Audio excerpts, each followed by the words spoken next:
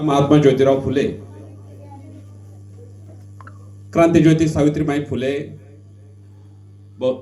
बहुजन समाजासाठी ज्यांनी आरक्षण दिलं त्या आरक्षणाचे जनक छत्रपती शाहूराजे, भारतीय राज्यघटनेचे शिल्पकार परमपूज्य बोधिसत्व डॉक्टर बाबासाहेब आंबेडकर आणि ज्यांची आपण मोठ्या उत्साहामध्ये या ठिकाणी जयंती साजरी करत आहोत. या गावातच नाही तर संबंध या महाराष्ट्रामध्ये, या देशामध्ये ज्या महामानवांची मोठ्या उत्साहामध्ये जयंती होते ते महामानव साहित्यरत्न लोकशाहीर अण्णाभाऊ साठे यांना मी प्रथमतः विनम्र अभिवादन करतो.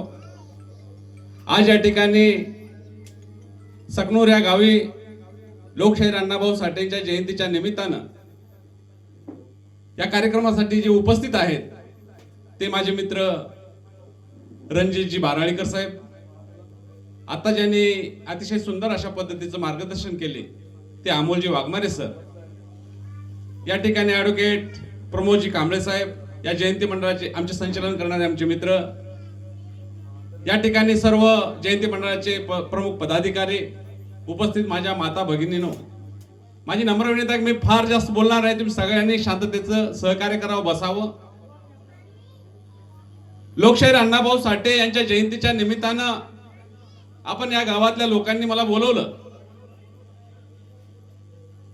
तर मला काही कळते, मला अधिकच कळते म्हणून नाही, तर या गावातले सगळे मान्यवर अण्णाभाऊ साठेंच्या जयंतीच्या निमित्तानं आपल्याला काही गोष्टी सांगितलेल्या आहेत, तुम्हाला माहित पण आहे. पण या ठिकाणी मी जयंतीच्या निमित्तानं तुम्हा महिलांना, या ठिकाणच्या माझ्या बांधवांना मी सांगू इच्छितो, जे महामानव या देशामध्ये समतेच्या लढ्यामध्ये योगदान दिलेले आहेत, ज्याच्यामध्ये बाबासाहेब आंबेडकर आहेत, महात्मा ज्योतिराव फुले आहेत, लोकशाहीर अण्णाभाऊ साठे आहेत, त्यांचा विचार आत्मसात करण्याची गरज आहे. या देशातल्या जातीवादी शासनाने या महामानवांना, ज्यांचा एक विचार आहे, या देशातल्या जे उपेक्षित आहेत, कष्टकरी आहेत, ज्यांचं शोषण झालेलं आहे, त्या माणसांना एकसंघ होऊ न देण्यासाठी या महामानवांना, अण्णाभाऊ साठेंना मातंग समाजापुरतं, बाबासाहेब आंबेडकरांना बौद्ध समाजापुरतं, छत्रपती शिवाजी महाराजांना मराठा समाजापुरतं स्मित करण्याचं काम केलेलं आहे. तेव्हा आपण ही गोष्ट बाजूला सारायची आहे. लोकशाहीर अण्णाभाऊ साठेंनी बाबासाहेब आंबेडकरांचा जो विचार आहे तो आत्मसात केलेला आहे आणि आता सर्व मान्यवरांनी सांगितलेलं आहे की अण्णाभाऊ साठेंनी जे साहित्य लिहिलेलं आहे, अण्णाभाऊ साठेंचं जे साहित्य आहे, तुम्ही आम्ही तुमचं आमचं जे काही शोषण झालेलं आहे ते साहित्य आपण जर वाचलो तर कळणार आहे अण्णाभाऊ साठे काय गोष्ट आहे. बाबासाहेब आंबेडकर, बुद्ध या विचारधारेवर अण्णाभाऊ साठे चाललेले आहेत. ही विचार तुम्ही आम्ही या ठिकाणी स्वीकारायचा आहे. अण्णाभाऊ साठेने त्यांच्या ज्या आम्ही जात म्हणून अण्णाभाऊ साठे स्वीकारणार आहोत का? बाबासाहेबांच्याही काही मतलबी लोकांनी जात म्हणून बाबासाहेब स्वीकारलेला आहे. त्यांचा उगीच गर्व आहे की आम्ही फार मोठे आहोत. पण आम्हाला या ठिकाणी मी सांगू इच्छितो, मातंग आणि बौद्ध एका नाण्याच्या बाजू आहेत, सुखदुःखामध्ये एकसंघ राहत आहेत.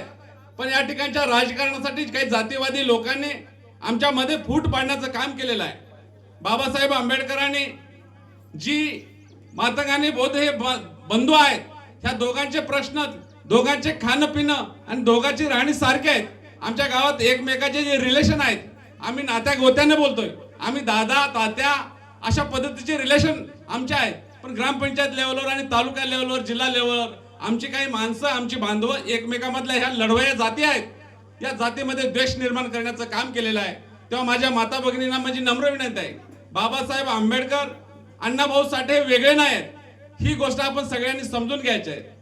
आणि बाबासाहेबांनी सांगितलेला विचार जो शिक्षण आहे, आता अमोल वाघमारे सरांनी सांगितलेलं आहे, शिक्षणाशिवाय आपल्याला पर्याय नाही आहे. अण्णाभाऊ साठेंचं जर साहित्य आम्हाला वाचता आलं पाहिजे. अण्णाभाऊ साठेंची एक कथा तुम्हाला मी सांगतो कळण्यासाठी. प्रायश्चित नावाची एक कथा आहे. प्रायश्चित नावाची कथा आहे.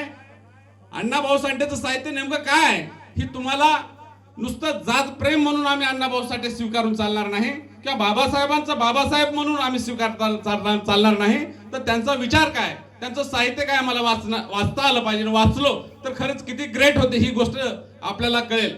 त्याच्यातली एक प्रायश्चित नावाची एक छोटीशी कथा तुम्हाला समजण्यासाठी मी सांगतोय की अण्णाभाऊ साठेंचं एक साहित्य प्रायश्चित, त्याच्यामध्ये बळी, एक 2 बहीण भावंड आहेत, त्यात बहीण भावंडाचं 2 मुलं आहेत, दोन्ही तरणेबांड मुलं आहेत. मग त्यांनी काय करतात, साठलोट पद्धतीचा विवाह होतो.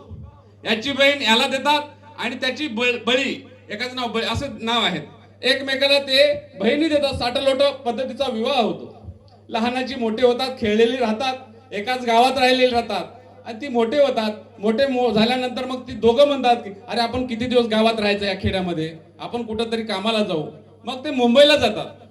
ती दोघं मुंबईला जातात आपापल्या पत्नी बायका घेऊन आणि मुंबईला गेल्यावर तिथं काम शोधतात. तिथं काम करायला लागतात, पण काही दिवसामध्ये काम बंद होते. मग काय करावं, मग त्यांना मुंबई आणि पुणे जो हायवे आहे त्या हायवेचं मोठं काम, रोडचं काम चालू आहे ते त्यांना कळतं आणि ते त्या ठिकाणी कामाला जातात. तिथं कामाला गेल्यावर हे धडधाकट असतात, दष्टपुष्ट असतात, बलवान असतात.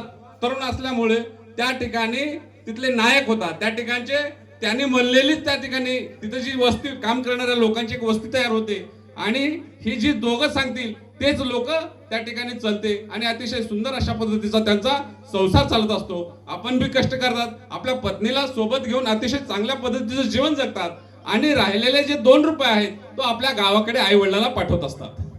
पण काही दिवसानंतर तिथं एक बदमाश दारूच्या माध्यमातून दारू विकण्यासाठी येत असतो. मग तिथं कष्ट करणाऱ्या माणसांना दारूची सवय लागतो.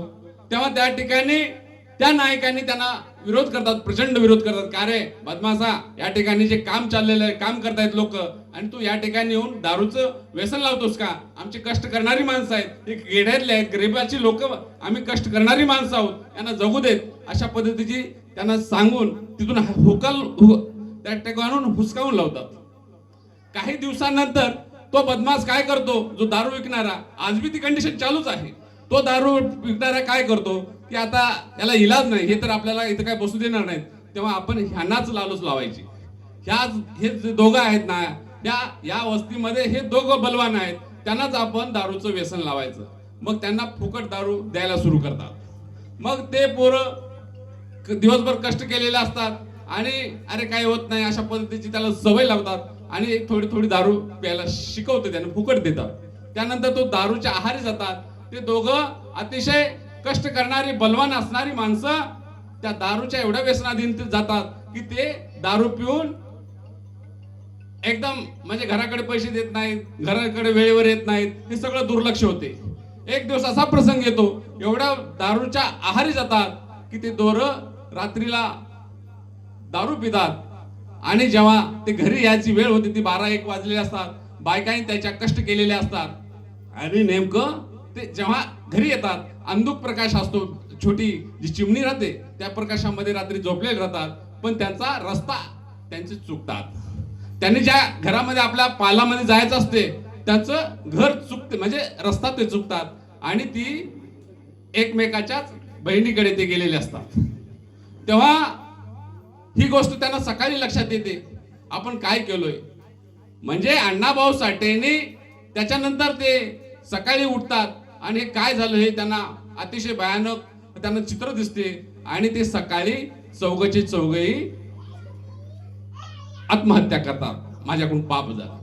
म्हणजे सांगायचं तात्पर्य आहे, अण्णाभाऊ साठेंनी दारूमुळं कोणत्या अवस्थेला आपण जातो आणि जर आपण नैतिकता जी आहे, नीतिमत्ता, आमचे जे काही व्यवहार आहेत आम्ही नीट सांभाळलं पाहिजे. आमची इज्जत जी आहे, आम्ही जर नाही चुकलो, आमचं पाऊल जर वाकडं झालं तर आम्हाला प्रायश्चित काय त्याचं, आम्हाला जीवन संपवावं लागते. ह्याचा सुद्धा या ठिकाणी अण्णाभाऊ साठेंनी संदेश दिलेला आहे. तेव्हा या ठिकाणी जी गोष्ट वाईट आहे ती गोष्ट अण्णाभाऊ साठेंनी आपल्या साहित्याच्या माध्यमातून मांडण्याचं काम केलेलं आहे. अण्णाभाऊ साठेंचं मरायचा गाडा ही एक कथा आहे. मरायच्या गाड्यामध्ये लोकांचं कसं शोषण केलं जाते हे अण्णाभाऊ साठेंनी सांगितलेलं आहे. अशा पद्धतीची चित्रा एक कादंबरी आहे. चित्रा कादंबरीमध्ये प्रत्येकाने पुरुष प्रधान व्यवस्था जी आहे ते महिलेचं शोषण कशा पद्धतीचं करते ते अण्णाभाऊ साठेंनी मांडलेलं आहे. अण्णाभाऊ साठेंचं साहित्य एक वेळ जर आपण हातात घेतलो, आपण अण्णाभाऊ साठेंचं साहित्य हातात घेतलो तर खाली टाकू शकत नाही. जे कोणी 10वी आणि 12वी झालेले आहेत त्यांना माझी नम्र विनंती आहे, अण्णाभाऊ साठेंचं साहित्य महाराष्ट्र शासनाने अगदी जवळजवळ 35 कादंबऱ्यांचं साहित्य एक 240 रुपयाला त्यांनी प्रकाशित केलेलं आहे. तेव्हा आपण पुण्याला जर गेलो तर ते आपण साहित्य आणावं आणि आमच्या माता भगिनींना ते द्यावं, अशा पद्धतीची मी आपणास विनंती करतो. मी अधिकचा या ठिकाणी वेळ घेणार नाही. या ठिकाणी GS दादांनी चलो बुद्ध की और हा जो नारा दिलेला आहे त्या नाऱ्यामध्ये आपण सर्वांनी सहकार्य करावं आणि बाबासाहेब आंबेडकरांचे जो संदेश आहे, शिका, संघटित व्हा आणि संघर्ष करा, या बाबासाहेब आंबेडकरांच्या विचारधारेत आपण सामील व्हावं. कोणत्याही परिस्थितीमध्ये आपण मुलांना शिक्षणाच्या या ठिकाणची व्यवस्था एक सांगू इच्छितो मी. या ठिकाणी जे शिक्षण आरक्षण बंद करण्याचा जो कार्यक्रम आहे जाणीवपूर्वक आहे. काल परवाची SC ची मारा मांगाची ही जी मुलं आहेत, शिकून अधिकारी होऊ लागलेत, हक्काच्या गोष्टी बोलू लागलेत, मन यांना जाणीवपूर्वक शिक्षणाच्या प्रवाहातून बाजूला जर सारायचं असेल तर यांचं शिक्षण बंद करा, अशा पद्धतीची व्यवस्था केलेली आहे. इंग्रजी शाळा काढून तुमचे आमचे जे इंग्रजी आणि मराठी असं एक वेगळं करून परत अस्पृश्य अशा पद्धतीचं शिक्षणाचं तंत्र केलेलं आहे. तेव्हा माझ्या माता भगिनींना मी अधिकचा वेळ न घेता सांगू इच्छितो या जयंतीच्या माध्यमातून की तुम्ही कोणत्याही परिस्थितीमध्ये लेकरांना शिक्षणापासून वंचित राहता येणार नाही किंवा शिक्षणापासून ते बाजूला जाणार नाहीत, याची आपण काळजी घ्यावी.